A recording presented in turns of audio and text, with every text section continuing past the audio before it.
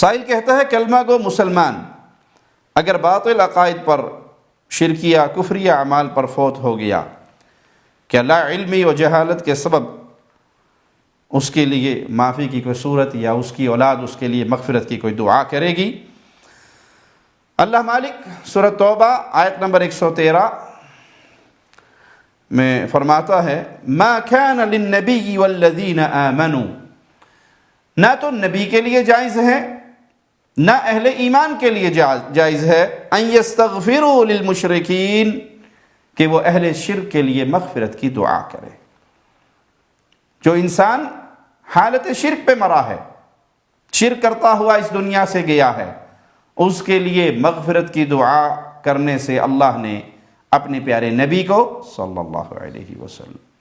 اور نبی پر ایمان لانے والے اہل ایمان کو منع فرما دیا۔ وَلَوْ كَانُوا أُولِي قُرْبَى، اگرچہ وہ قریبی رشتہ دار کیوں نہ ہو۔ اور حقیقی بات یہ ہے کہ ایمان کی مٹھاس انسان کو ملتی ہی تب ہے جب وہ اللہ کی محبت میں اس حد تک پہنچ جاتا ہے کہ بھلے وہ اس کا باپ ہو، بھائی ہو، عزیز ہو، قریبی ترین رشتہ دار ہو، لیکن وہ شرک اکبر کرتے ہوئے مرا ہو تو انسان اس کے لیے مغفرت کی دعا نہیں کرے گا، اس کا جنازہ نہیں پڑھے گا۔ یہاں پتہ لگتا ہے کہ یہ محبت رسول میں کتنا سچا ہے۔